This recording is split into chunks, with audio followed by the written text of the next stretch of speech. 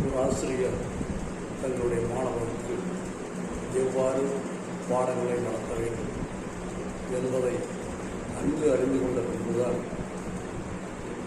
ஒரு வகுப்பறைக்கு சென்று மாணவர்களுக்கு பாடம் நடத்துவது என்பது சிறப்புடையதாக. இதற்காகத்தான் நான் முதலில் நம்முடைய பாடப்பொருட்கள் அடங்கிய பிளானை, அதாவது லெசன் பிளான் என்று அழைப்போம். இந்த லெசன் பிளானில் எவற்றை நாம் கொடுப்போம், எப்படி இவற்றை நாம் கற்பிப்பது என்று பார்க்கின்ற பொழுது, ஒரு ஆசிரியர் தன்னுடைய மாணவர்களுக்கு என்ன நடத்த வேண்டும், எந்த பாடப்பொருளை நடத்த வேண்டும், அந்த பாடப்பொருள்களை நடத்துகின்ற பொழுது எதுவெல்லாம் உபகரணங்களாக பயன்படுத்த வேண்டும். அப்போ உபகரணங்களை மட்டுமல்ல, எப்படி அந்த உபகரணங்களை மிகவும் எஃபெக்டிவ்னு சொல்வார்கள், தமிழ் ஆங்கிலத்தில் சொல்கின்ற பொழுது எஃபெக்டிவ், மிகவும் மாணவர்களுக்கு உதவக்கூடிய முறையில் அந்த உபகரணங்களை பயன்படுத்தும். இவ்வாறாக தாம் என்ன செய்ய வேண்டும் என்பதை முன்கூட்டியே அதற்கான ஒவ்வொரு வரைவாக வரைந்து இருக்கின்ற ஒன்றைத்தான் நாம் லெசன் பிளானிங். இது ஆசிரியர்களுடைய கற்பித்தல் முறையில் இருக்கக்கூடியவற்றை தெரிவிப்பதோடு மட்டுமல்லாமல், நாம் இவற்றை மாணவர்களுக்கு கற்பிக்கின்ற பொழுது அந்த மாணவர்கள் என்ன பயனடைவார்கள், அவர்களுடைய தேர்ச்சி சதவீதம் எப்படி இருக்கிறது, அவர்கள் எந்த அளவிற்கு அவற்றை ஈடுபாடுடன் கற்றுக்கொண்டிருக்கின்றார்கள் என்பதை எல்லாம் தெரிந்து கொள்வதற்குத்தான் முதலில் பாடத்தை திட்டமிடல் செய்கிறோம். அப்போ பாடத்திட்டம் என்பது ஆசிரியர்கள் நாம் கற்பிக்கின்ற அந்த கற்பித்தல் முறை, மாணவர்கள் கற்றுக்கொண்ட முறை, இரண்டையும் செவ்வனே தெரிந்து கொள்வதற்காக நம்மால் முதலில் என்றால் முன்கூட்டி இன்று பாடம் நடத்த வேண்டும் என்றால் அதுக்கு முதல் நாள் என்ன செய்ய வேண்டும் என்றால், கிட்டத்தட்ட ஆசிரியர் மாணவர்களுக்கு நாம் நடத்துகின்ற பொழுது திட்டமிடல் அவசியம். திட்டமிடுவதனுடைய வாழ்க்கையை போல எப்படி எந்த ஒன்றை செய்தாலும் திட்டமிடல் என்பது அவசியமாகிறதோ அதுபோல்தான் இங்கே பாடத்தை திட்டமிடல் வேண்டும். இந்த பாடத்தை திட்டமிடுதலினால் என்னென்ன நன்மைகள் என்பதை கூட பார்த்தோம். ஏனென்றால் இது ஆசிரியர் என்று கூறுகின்ற பொழுது ஆசிரியர் தான் எதை நடத்த வேண்டும், எப்படி நடத்த வேண்டும், எதற்கு நடத்த வேண்டும், அவற்றையெல்லாம் உபயோகிக்க வேண்டும், ஒரு பாடத்தினுடைய பொருள் எவ்வளவு அளவாக இருக்க வேண்டும். ஏனென்றால் நாம் நடத்துவது 45 நிமிடங்கள் அல்லது 1 மணி நேரம் என்றார்கள். அந்த 1 மணி நேரத்திற்குரிய பாடப்பொருட்களை நாம் செவ்வனே வடிவமைத்திருக்க வேண்டும். அதற்காகத்தான் முன்கூட்டியே இந்த திட்டமிடல் செய்வது மிக மிக அவசியமாகி நாம் அவற்றை செய்து கொண்டிருக்கின்றோம். அப்போ பாடத்தை திட்டமிட்டதனுடைய நோக்கம் எதற்கு என்றால், ஆசிரியர்கள் தாம் கூற விரும்பியதை கூறுவதற்கும், மாணவர்கள் எதை கற்றுக்கொள்ள வேண்டும் நினைக்கின்றார்களோ அதை கற்றுக்கொள்வதற்கும் தான் இவை நடைபெறும். அப்போ பாடத்தை திட்டமிடல் செய்வது எப்படி, நாம் எதை வேண்டுமானாலும் எழுதலாமா அல்லது எப்படி எழுதலாம், இதற்குத்தான் நாம் இந்த பாடத்தை திட்டமிடுதல் என்பதற்கு, எப்படி பாடத்தை திட்டமிடல் செய்வது என்பதற்கான ஒரு மாதிரி படிவத்தை இங்கே உங்களுக்கு நாங்கள் அளிக்க இருக்கின்றோம். அதற்கு முன்னால் திட்டமிடுதல் என்கின்ற பொழுதே நம்முடைய ப்ளூம்ஸ் டாக்ஸானமி, ப்ளூம்ஸினுடைய அந்த கட்டுரைகள் நமக்கு ஞாபகம். ஏனென்றால் காக்னிட்டிவ், அஃபெக்டிவ் அண்ட் சைக்கோமெட்டல், இதைத்தான் 3H என்பார்கள். நமக்கு மாணவர்கள் சொல்லும் 3H, H for head, H for heart and H for psychomotor. The feeling, the knowledge. First one is the knowledge oriented questions, then affective and psychomotor. அப்போ இந்த மூன்றையும் வரிசைப்படுத்தி ப்ளூம்ஸ் அவர்கள் நமக்கு தெரிவித்திருக்கிறார். இந்த மூன்றையும் தான் நம்முடைய பாடத்திட்டத்தில் நாம் பயன்படுத்த வேண்டும். அப்போ இந்த மூன்றின் அடிப்படையில் தான் நம்முடைய பாடத்தையே திட்டமிடல் செய்ய வேண்டும். அப்போ முதலில் கூறுகின்ற நாலேஜ், அண்டர்ஸ்டாண்ட், நாலேஜ் என்கின்ற பொழுது இந்த 3 டொமைன்களில் முதலில் அறிவை சார்ந்த டொமைன் இருக்கும்.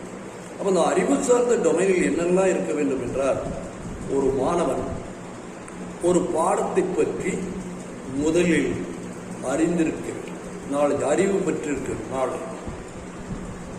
இரண்டாவதாக புரிந்து கொள்ள செய்யும். முதலில் அறிய செய்தல், இரண்டாவது புரிந்து கொள்ளுதல். இந்த புரிந்து கொள்ளுதல் அந்த பாடத்தை பற்றி புரிந்து கொள்ளுதல்.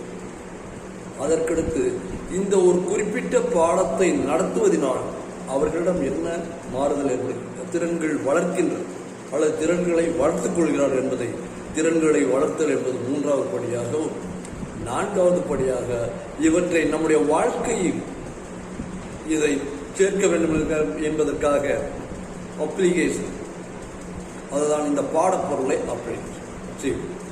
அப்போ இந்த பாடப்பொருள்களை இப்படி கேட்டு நாம் வரிசைப்படுத்துகின்ற பொழுது கடைசியாக அவற்றை பாராட்டுதல் என்பதும்.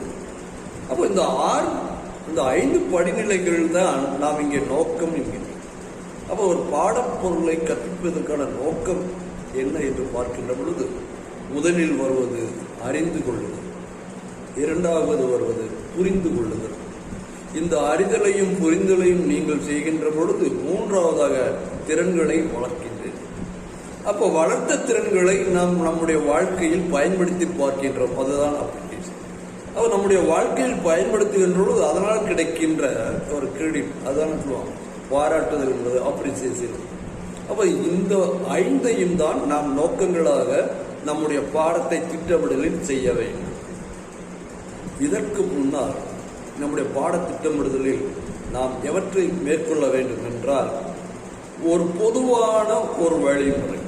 அப்போ பொதுவான வழிமுறை என்றால் என்ன என்று பார்க்கின்ற பொழுது முதலில் ஆசிரியர் தன்னுடைய பெயர், எந்த வகுப்பை அவர் தேர்ந்தெடுக்கின்றார், அந்த பள்ளியினுடைய பெயர், அதற்கு அடுத்ததாக மூன்றாவது எந்த பாடத்தை நடத்தப் போகின்றோம், அந்த பாடத்தில் எந்த பாடப்பொருளை நடத்தப் போகின்றோம் என்பது இரண்டாவது. மூன்றாவது என்றைக்கு நடத்தப் போகிறோம், எந்த பாட வேளையில் நடத்தப் போகின்றோம் அந்த குறிப்பிட்டு. இது எல்லாமே அனைவருக்குமே பொதுவான.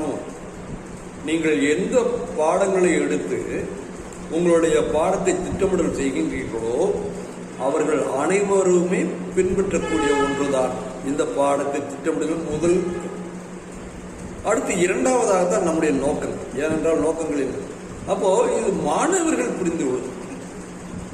மாணவர்களை நான் இவ்விதமாக அறிய செய்வேன், அந்த மாணவர்களுக்கு இவ்விதமாக நான் புரிய செய்வேன், அந்த மாணவர்களுக்கு நான் இவற்றை நடத்தணும், இந்த திறன்களை எல்லாம் பெறச் செய்வேன். அப்போ பெற்ற வந்து தன்னுடைய வாழ்க்கையில் பயன்படுத்துவது, அதனால் கிடைக்கின்ற பாடம், இவைகளைத்தான் நாம் நோக்கங்களாக வைத்திருக்கிறோம். அப்போ இந்த பாடப்பொருளை திட்டமிடல் செய்கின்ற பொழுது நோக்கங்களை வைத்து அதற்கு பின்னால் எந்த கருவிகளை நீங்கள் பயன்படுத்த போகிறீர்கள். நாம் சாதாரணமாக நம்முடைய மாணவர்களிடம் எந்த கருவி என்றவுடன் சாக் பீஸ் இல்லையா, பிளாக் போர்டு. இந்த சாக் பீஸ், பிளாக் போர்டு, இந்த ஒயிட் வண்ண சுண்ண, அதாவது சொன்ன தமிழில் அழகா சொல்லும் பொழுது வெள்ளை சுண்ணக்கட்டி. இந்த வெள்ளை சுண்ணக்கட்டி அல்லது கரும்பலகை என்பது இது எப்பொழுதுமே வகுப்பறையில் இருக்கக்கூடியது. அப்போ நம்முடைய பாடங்களுக்கு நாம் என்ன உபகரணங்கள் பயன்படுத்த வேண்டும் என்றால், இப்போ சாதாரணமாக ஒரு இந்தியாவை பற்றி நாம் பாடம் நடத்துகின்றோம் அல்லது ஒரு விலங்கினத்தை பற்றி பாடம் நடத்துகின்றோம். அப்போ விலங்கினங்களை காட்டி இது எந்த வகையான விலங்கினம் என்பதை குறிப்பிட வேண்டும். இப்ப இந்தியா என்கின்ற ஒரு பறந்து விரிந்த அந்த நாட்டினுடைய மேப், அதை பார்க்கின்ற பொழுது எந்த பகுதியை நீங்கள் நடத்தப் போகின்றீர்கள், எந்த பகுதியை நீங்கள் காட்ட. அப்ப காட்ட விரும்புகின்ற தெளிவுபட கூறியவர் என்னவென்றால் வெறுமனை சாக்கு என்று எழுதுவது, வெறுமனை உபகரணங்கள் என்று எழுத கூடாது, அதை குறிப்பிட்டு எழுதுவது. ஒரு வரையறை செய்கின்ற பொழுது, இப்படி வரையறை செய்கின்ற பொழுது நீங்கள் எதையெல்லாம் காட்டுவீர்கள். இப்போ சாதாரணமாக நம்முடைய திருவள்ளுவருடைய உருவத்தை காட்டப்படும். அப்போ திருவள்ளுவருடைய உருவம் என்று அங்கே இருக்க வேண்டும், வெறுமனை உருவம் என்று இருக்கக்கூடாது. இது நம்முடைய பாடத்திட்டத்தில் மிக கவனமாக நாம் எழுதக்கூடிய பகுதி. அப்ப பாடத்திட்டத்தை நாம் இப்படி வரிசைப்படுத்துகின்ற பொழுது உபகரணங்களுக்கு அடுத்து சில பேர் இப்பொழுது அதாவது முதலில் கூறுகின்ற பொழுது பார்ட் எக்ஸ்பீரியன்ஸ், முன்னால் நாம் பெற்ற அறிவை சோதிக்கக்கூடிய வினாக்களை கேட்பது என்பது ஒன்றை வைத்திருக்கின்றார்கள். இருந்தாலும் கூட பாடத்தை திட்டமிடலில் இது எல்லாமே நம்முடைய திட்டமிடுதலில் வரும். அதற்கு அடுத்ததாக அனைவருமே நாம் தேர்ந்தெடுத்து நம்முடைய வகுப்புறையில் பயன்படுத்துகின்ற பொழுது அந்த பாடத்தை 4 காலங்களாக பிரிக்கிறது. அதுதான் போர்க்காலம் என்று ஆங்கிலத்தில் கூறும்.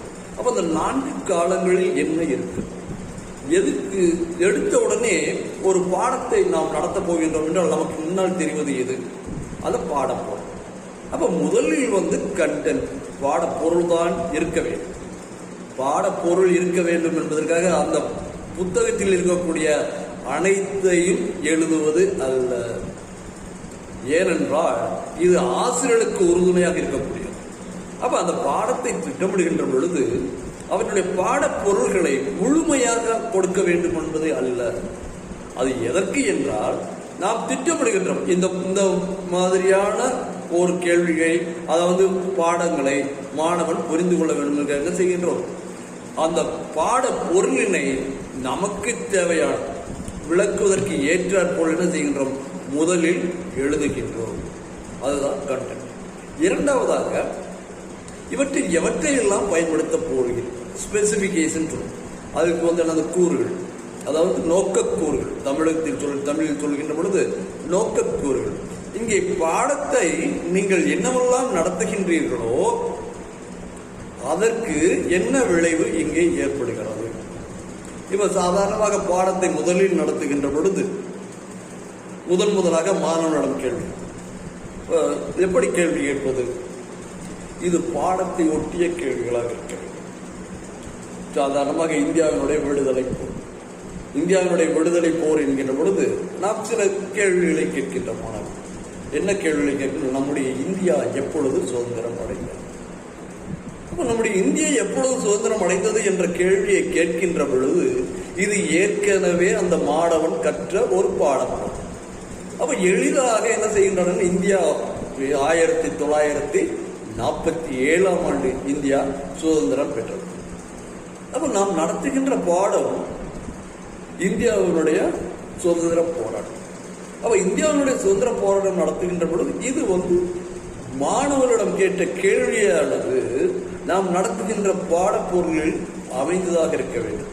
இது ஒரு முன்னோடி கூடுது என்று சொல்லலாம். ஏனென்றால் மாணவர்கள் ஏற்கனவே கற்ற ஒன்றைத்தான் நம்மளை என்ன செய்கின்றார்கள், நாம் கேட்ட கேள்விகளுக்கு பதில் அளிக்கின்றார்கள். இப்படி முதலாக நாம் பாடப்பொருளினுள் பாடப்பொருள்களை நடத்தாமல் மாணவர்களுடைய ஏற்கனவே கற்ற பாடப்பொருளை தெரிந்து கொள்வதற்கு, அதாவது நம்முடைய பாடப்பொருளை நினைத்து நாம் பாடங்களை கற்பிப்பதற்கு நாம் கேள்வி கேட்கின்றோம். அதைத்தான் சொன்னால் ரீகால் என்று அழைக்கிறோம். நினைவு கூறுதல், தமிழில் சொன்னால் நினைவு கூறுதல். அப்போ அந்த நினைவு கூறுதல் சென்று எப்பொழுது நம்முடைய இந்தியா சுதந்திரம் அடைந்தது என்பதற்கான விடையானது. அப்போ இங்கே அடுத்த காலம், அப்போ முதல் காலம் கண்டென்ட், இரண்டாவது காலம் ஸ்பெசிபிகேஷன்ஸ், மூணாவது காலம் டீச்சிங் எக்ஸ்பீரியன்ஸ், கற்றல் அனுபவம். தமிழில் சொல்கின்ற பொழுது கற்றல் அனுபவங்கள் என்னெல்லாம் கற்றல். அப்போ இந்த எளிமையான கேள்வியை கேட்டவுடன் மாணவர்கள் பதிலளிக்கின்றார்கள் இல்லையா, அதைத்தான் எங்க செய்கின்றோம், அந்த கற்றல் அனுபவங்களில் நாம். அப்ப அந்த கற்றல் அனுபவங்களில் என்று கொடுத்ததற்கு பின்னால் நான்காவது காலமாக மதிப்பீடு என்பது இருக்கு. அப்போ மதிப்பீட்டில் என்ன செய்யும், சிறு கேள்விகளை கேட்பது. அப்போ இங்கே கேட்ட கேள்வி என்ன செய்யலாம், நீங்கள் அங்கே நீங்கள் கேட்கலாம், இது தவறு ஒன்று. இப்போ இவ்வாறாக ஒரு பாடத்தை நமக்கு தேவையான நோட்ஸ் சிறு சிறு குறிப்புகள், அந்த சிறு சிறு குறிப்புகளை எழுதியது, அதை என்ன சொல்றோம், கண்டென்ட் சொல்றோம், பாடப்பொருள். இரண்டாவதாக நோக்கக்கூறுகள், ஸ்பெசிபிகேஷன்ஸ். அண்ட் மூன்றாவது டீச்சிங் எக்ஸ்பீரியன்ஸ். நாலாவது எவால்வேஷன், மதிப்பீடு. இந்த நாளும் தான் நாம் போர்க்காலம் என்று அழைக்கிறோம். இப்போ ஒரு சிறிய பாடத்தை எப்படி நடத்துவது என்பதை மட்டும்தான் கூறும். இது நான் கூறுவதனுடைய முக்கியம். ஆனால் ஒரு லெசன் பிளான்ல என்ன நோட்டில், நம்முடைய நோட்டு புத்தகத்தில் எதை எழுத வேண்டும் என்பதற்காக கூறியது. அப்போ முதல் 2, 3, 4வதாக திருப்புதல் என்பதை வைத்து, இந்த திருப்புதல் என்பது பல பேர் என்ன செய்கின்றோம் என்றால், நம்முடைய மதிப்பீட்டிலுடைய கேள்விகளை கேட்பது தவறு கிடையாது. ஆனால் இங்கே அதிகமாக என்ன செய்ய வேண்டும் என்றால், அந்த மாணவர் நீங்கள் எதை திருப்புதல் செய்ய வேண்டும், எவற்றை கேள்விகளை கேட்பது. அது மட்டுமல்லாமல் நாம் ஏற்கனவே நடத்திய பாடங்களில் இருந்து என்னவெல்லாம் இருக்கிறது என்பதற்கான கேள்வி, அவற்றை நீங்கள் கட்டுரைகளாக வரைக என்று கூறுவதெல்லாம் இந்த திருப்புதலில் இருக்கிறது.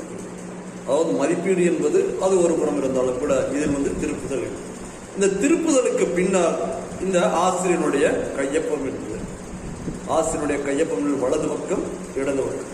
அப்போ வலது பக்கம் என்பது யாருக்கு இருக்க வேண்டும்? ஆசிரியர்கள். அதாவது கைட் டீச்சர் சொல்ல இல்லையா, நமக்கு என்று வரையறுக்கப்பட்ட அந்த ஆசிரியருடைய கையொப்பம்.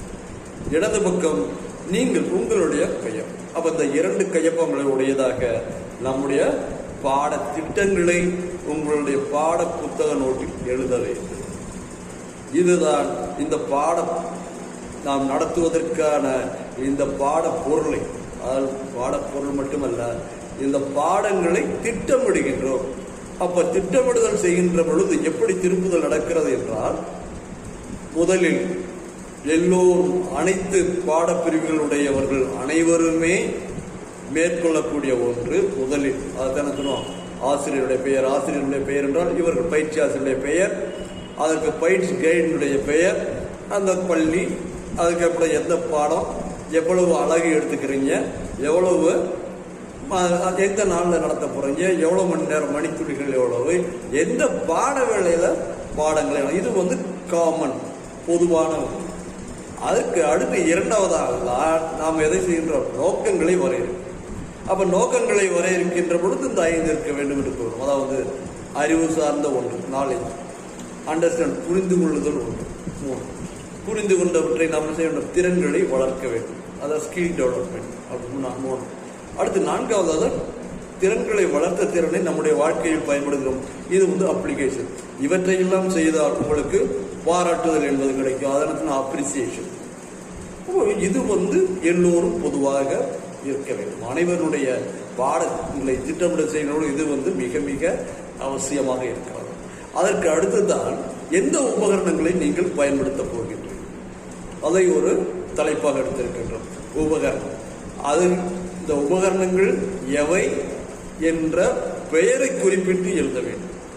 ஒவ்வொரு உபகரணத்தையும் அது என்ன என்பதை நீங்கள் எழுத வேண்டும். இது அதற்கு அடுத்ததாக மாணவர்கள் ஏற்கனவே கற்றவற்றை சோதிப்பதற்காக சில கேள்விகள் கேட்க வேண்டும்.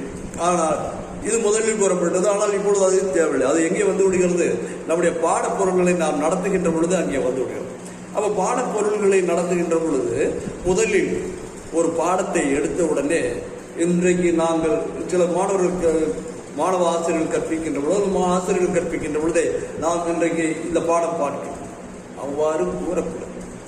அந்த மாணவர்களிடம் ஏன் அவ்வாறு கூறக்கூடாது என்றால், அவர்கள் நீங்கள் உண்மையிலேயே நாம் நடத்துகின்ற பாடப்பொருள்களை ஏற்கனவே தெரிந்திருக்கின்றார்களா என்பதை அறிந்து கொள்வதற்குத்தான் நாம் என்ன செய்கின்றோம்? இந்த ரீகா, நினைவு கூறுதல் என்பதை கேட்கின்றோம். எனவே ஒவ்வொரு ஆசிரியர்களும் வகுப்பில் பாடங்களை அறிமுகம் செய்கின்ற பொழுது, நாம் இன்று இந்த பாடம் பார்க்க போகின்றோம் என்கின்ற வார்த்தையை விட வேண்டும். அப்போ மாணவர்களிடையே நம்ம எப்பொழுதுமே ஒரு வகுப்பறை என்பது தூண்டலை விளைவிக்கக்கூடியதாக இருக்க வேண்டும். அப்படி தூண்டலை விளைவித்தால்தான் இது எதற்கு, ஏன், எப்பொழுதுமே நம்முடைய மாணவர்கள் நீங்கள் பாடங்களை கற்பிக்கின்ற பொழுது ஏன், எதற்கு, எப்படி, இந்த 3 கேள்விகளுக்கு பதில் அளிக்கின்றார் போல் உங்களுடைய பாட பொருளானது இருக்க வேண்டும். உங்களுடைய பாடம் நடத்துகின்ற முறையாக இருக்கு. அப்போ முதலாக அதன் 4 காலம். அப்ப முதலாக பாட பொருள் தான் இருக்க வேண்டும். அப்போ பாட பொருள் எப்படி இருக்க வேண்டும், எவ்வாறு இருக்க வேண்டும்? இது சின்னதா, அதாவது இது எதற்கு என்றால், இது ஆசிரியர் பயிற்சி மாணவர்களுக்கு கிடையாது. அப்ப ஆசிரியர் பயிற்சி மாணவர்கள் இவற்றில் நீங்கள் உங்கள் பயிற்சிகளை மேற்கொள்ள வேண்டும்.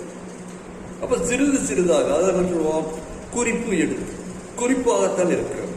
இப்போ இந்தியாவை பற்றி நடத்துகின்றோம் என்றால், இந்தியா எந்த கண்டத்தில் இருக்கிறது அப்படின்னு சொல்ல, இந்தியாவை பற்றிய செய்திகள்னா என்னென்ன கண்டம்?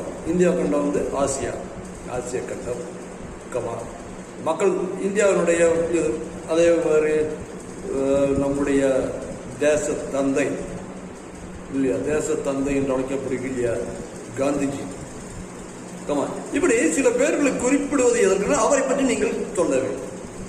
அப்ப குறிப்புகள் தான் இந்த பாடப்பொருள் என்பது. முழுமையான பாடப்புத்தகத்தில் இருக்கக்கூடிய பாடப்பொருள்களை அப்படியே எழுதுவது கிடையாது.